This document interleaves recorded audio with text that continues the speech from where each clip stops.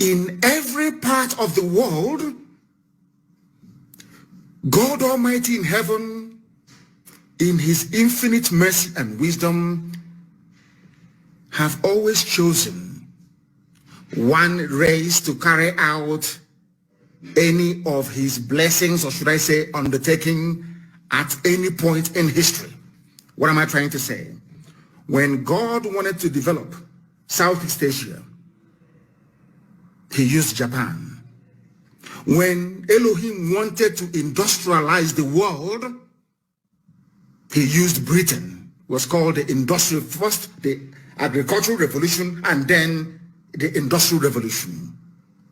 When Elohim wanted to educate the world as to the, should I say, niceties or benefits of social media, should I say, the internet and all the rest of it, the virtual world, so to speak, he brought in the US.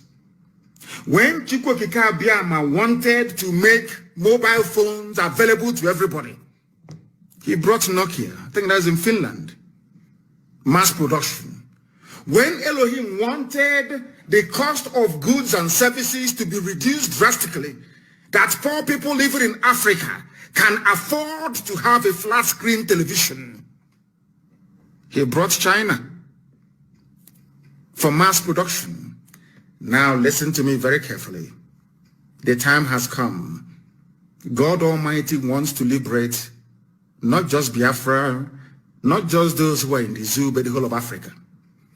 And you know what God has done? He has chosen Biafra to do it. Because without Japan, today China wouldn't be great.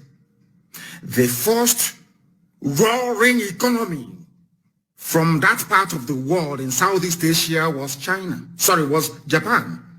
Now South Korea, Taiwan, all the rest of them, everybody had to emulate, to copy. Do you know the reason why? Because when you go begging from Southeast Asia, today you have Malaysia, you have Indonesia, you have Singapore, everybody is doing fantastically well because they had a Japan to look up to. Follow me very carefully. Jealousy, envy, or hatred doesn't solve this very simple conundrum. It's very simple, but I want you to understand it. That is how God works. When God wanted to liberate South Africa, he brought Nelson Mandela, brought Steve Biko, of course. There are other people that will come along. When God wanted to liberate black people, not just in America, but the whole world to an extent, he went for Martin Luther King Jr. And the person who connived or betrayed Martin Luther King Jr. even slapped him in front of his hotel. I think it was in Memphis. It was a black woman. The fact that you can go to the US today and get a job, the fact that they can go to the US today and, should I say, fly even first class in an aircraft, in an aeroplane, is down to the work that Martin Luther King Jr. did, and also Malcolm X and all the rest of them. Of course, I concede to Prophet Elijah Muhammad. They did a very good job as well. Louis Farrakhan, to an extent, did a very good job. So also did, what's his name again?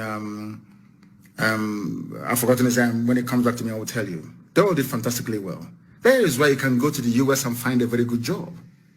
When it comes to Africa, God Almighty in heaven, in his infinite wisdom and mercy, have chosen Biafra. So Biafra can never ever be against anybody. And let me tell you something. Once Biafra becomes free, everybody becomes free. Those harping on about one Nigeria, or the, should I say, the unsustainability of one Nigeria, are those who are benefiting from it. They are your governors. Remember a few weeks ago I told you that any time somebody assumes office in Nigeria, if you're telling them about what would benefit the society or our children unborn, they will tell you, not under my watch. Go to what Makinde, the governor of Oyo State, said today. Go and read it. Exactly what I told you a few days ago. That is why the most dangerous person in front of you is a politician in Nigeria. Not the old woman in your village or the tree that is over 2,000 years old. No.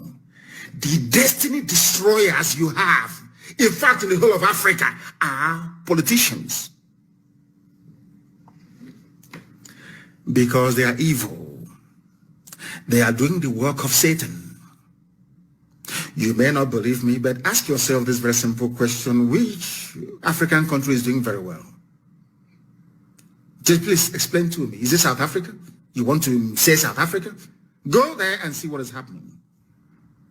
Or what has been happening since the white people left leadership. Now is the time for us to be free. I want to reiterate under oath, because I am always under oath 24 hours a day. If the oil and gas from Biafra land is your problem, I swear before God Almighty in heaven, on my honor, my life, and that of my family, that I will distribute oil and gas from Biafra land for free to the entire West African sub-region. For free. Do you know why? So that their economies can grow as well. We need people to buy our goods and our services. Why do you think America gives grants to people all over the world? Why do you think the EU gives grants? Even China gives grants to everybody, even Australia. Why? Because poor people cannot buy Range Rover. Do you understand it? They need to help you inadvertently to grow your economy, so you can have the spending power to buy the goods and services that they produce. It is called common sense. It is not stupidity. I can assure each and every component ethnic group in Nigeria today, this evening, all those of you who are listening, all those of you who are watching and listening, that Biafra will not abandon anybody. We want all of you to be free. You all can remember very clearly what happened between 67 and 70, because every time we talk about our eternal leader, the great Dame Chukwuemeka Odimegu Ojukwu, why I am doing this program this evening is not to allow what happened in the past to repeat itself. Ojukwu did not declare Biafra because he wanted to. Ojukwu went to Aburi to negotiate for, what's it called, restructuring. And he succeeded in negotiating for a restructured Nigeria back to regions. Listen very carefully. On the ride from their hotel to the airport, I think it was Ankara who was the then military junta ruling Ghana. Ojukwu and Gowon were best of friends. Ojukwu said, when we go back to Lagos, I will be the person to nominate Yakubu Gowon as the head of state. I hope all of you are following what I'm saying. Ojukwu never declared Biafra. Britain scuttled it, because Britain did not want any of you to become developed. They didn't want you to control your own economy. They never wanted you to have a life of your own. They wanted to, this big daddy mentality, is us who made you, we created you, you are what you are today because of us. You are nobody. We made you. They love it. So every time we'll be crying, Africa needs aid. Africa needs help. Give them grants. There is vaccine. Why don't you help them? There is polio. There is malaria. Let's help them. They look at us as imbeciles who cannot fend for themselves. They love it. You know that feeling you have, that rancadede feeling when beggars are coming to your house and begging you, you'll be feeling very proud and very big. That's the mentality they have. They knew that Ojukwu would have destroyed that. That was why they hated him. Ojukwu only declared Biafra because Gowon reneged on restructuring. Gowon said, no, we are not going to restructure. And Ojukwu said, this was not what we agreed in Aburi. Since you are now saying you are not going to restructure and Igbo people were being slaughtered in the north, there was never any glorious decade in the history of the zoo. Never.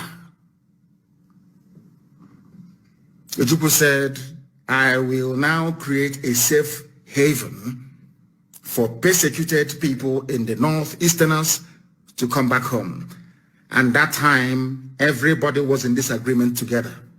Efi, Kibibio, everybody was represented in Ojukwu's cabinet. The man that suggested that the name Biafra should be used was an Ijo man. An Ijo man. Ijo is on Chief Frank Opigo. An Ijo man. So when people talk about Biafra, Ojukwu's Biafra, they will never tell you he's Ijo Biafra. They will never tell you he was an Ijo man, Ijo, that said to Ojukwu, our original name is Biafra. And Ojukwu adopted it. Then the propaganda started flying. Sadly, from our Yoruba brethren. Then, very sadly, the lies began. The same lies that they were peddling that led them to label IPOB as a terrorist organization. But people occupying Yoruba forests, people raping and killing in Izombe, people raping and killing at Ozo1, people brazenly attempting to take over the whole of Benue State, they are not terrorists. I want people to, at least those that still have some measure of conscience, to understand what I'm saying. People who are raping and killing you, they are not terrorists. They are not proscribed, no. They are normal. You negotiate with them. You talk to them. You parley with them. But IPOB that is championing the freedom of everybody in Nigeria, I said everybody. Sometimes people misunderstand what we are doing. Biafra is a vehicle with which we are going to liberate everybody, including ethnic minorities in Sokoto, in Katsina, in Bauchi.